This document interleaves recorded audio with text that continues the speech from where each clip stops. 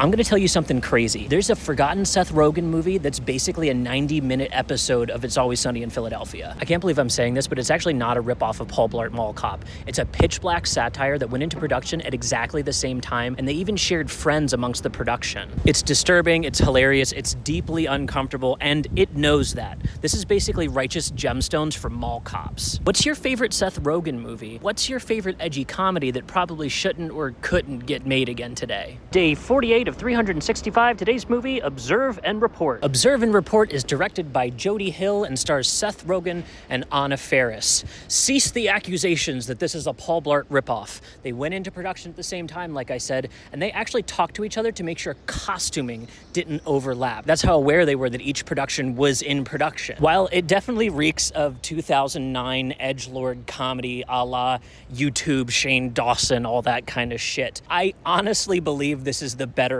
mall cop movie. Not only is the filmmaking more intentional and artistic, but something that I knocked Paul Blart for that I will give props to this one is the needle drops. They got the good covers of the good songs for this one, and they even threw in a couple Queen tracks, and I'm talking back catalog Queen tracks, not We Are the Champions. They're doing the cool stuff. I also find this movie to be very, either unintentionally or intentionally, I don't know, but very ACAB, and I really, really dig that. This wants to delve into the mindset of this really immature, toxically masculine caricature of the time, and that's what Paul Blart was unwilling to. If you go back to that review, I actually knocked it for these exact things, and Jody Hill keyed in that this is actually the root cause of a lot of these issues. It genuinely still gives me laughs to this day, and you can actually see a lot of the signatures that Jody Hill uses in things like Righteous Gemstones today.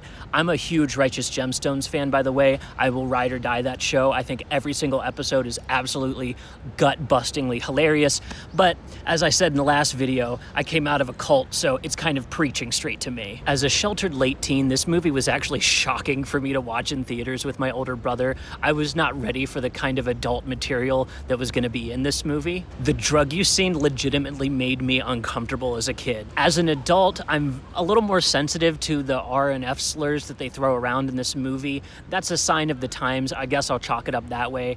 And I know I knocked Watchmen for this, but I think this movie gets away with it because it does have that It's Always Sunny edge. Like, I truly believe that Mac and Ronald would get along as people, and this movie could be set in that universe. I could absolutely be convinced of that. Speaking of raunchy, our next movie is Crank High Voltage. This movie's the equivalent of doing the Breaking Bad blue candy while sitting on an exposed wire. And I'll see you tomorrow.